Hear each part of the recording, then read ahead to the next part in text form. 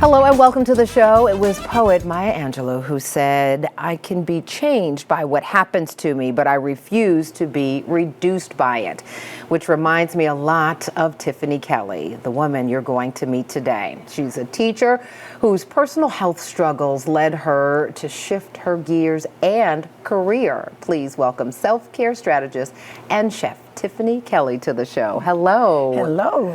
It is so good to have you here. Thank you. It's a pleasure to be here. I want to talk about 22-year-old Tiffany Kelly, right? What was going on in your life?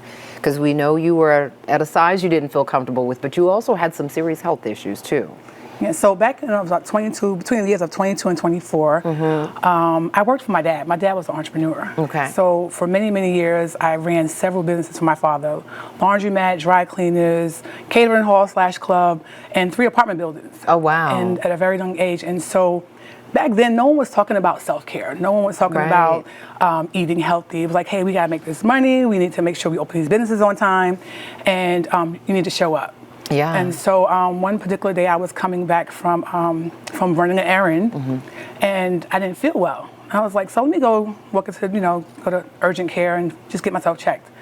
And so the doctor said, I don't even know how you walked in here. He said, your pressure is 200 something over 100 something. Oh my goodness. And you are at risk for a stroke right now.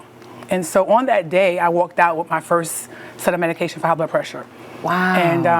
And so from that, of course, when you're young, you don't think of it as anything Right, much. you're 22, nothing's gonna happen to me. Right. What are these meds for? I'll be fine. Right, so even though I was taking the meds, my habits didn't change. So I was still, eating out, and exercise wasn't really a thing for me, but just not necessarily putting it as a priority. Yeah. And so many years continued to pass on.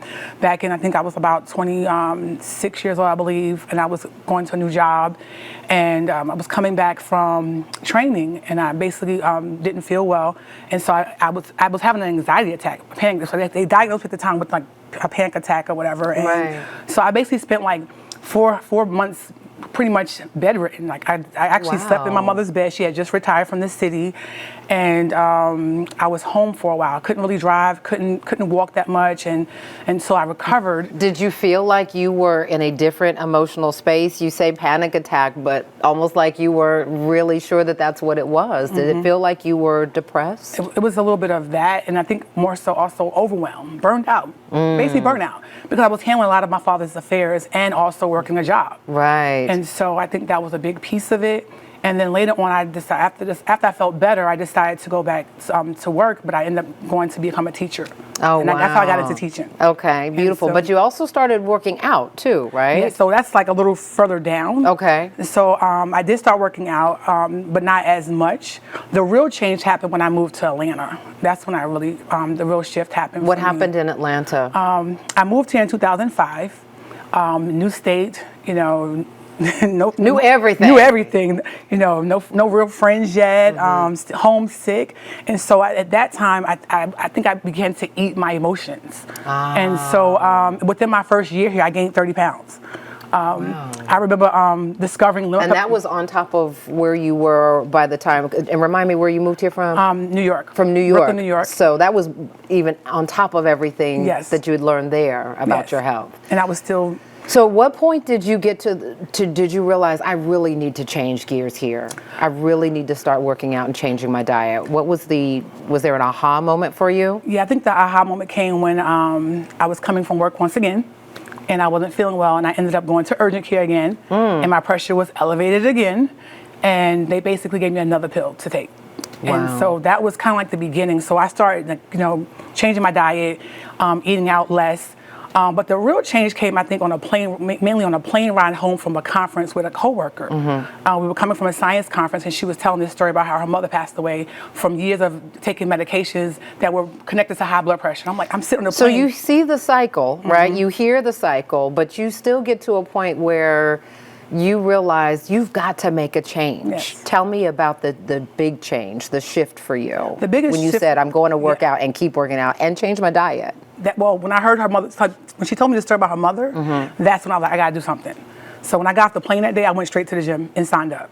And I really became serious about prepping my meals and not eating out, drinking more water. Like I knew that I didn't want to die. I was like in my early 30s. I said, I'm too young to die.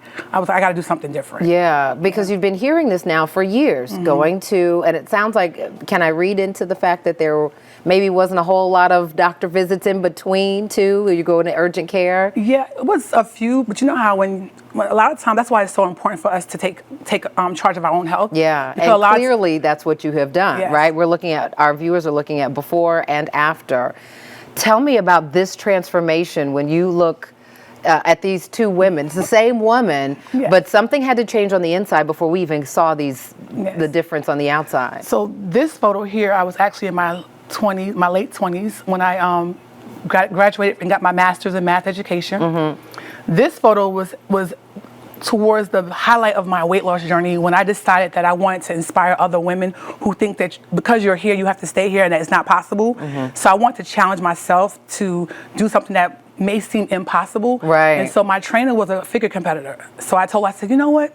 I think I want to compete. She Yeah. said, you sure? I was like, yeah, I want to try it. Clearly, And so- clearly you were ready. We're going to pause right here because I think this is something that really speaks volumes to the story that you are going to continue to share when we return. You're going to hear more on how Tiffany went from just surviving to actually thriving and why she's on a mission to help other women get a grip on their own personal health struggles. Conversation continues after the break.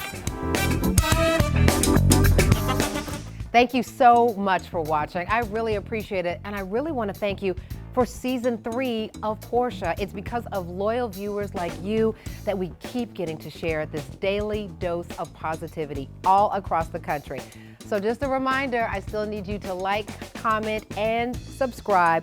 And go ahead and tell your friends. You can catch us now in Orlando, in San Francisco, in Atlanta, and all across the country on Fox Soul. Tell your friends. We'll see you soon on Portia.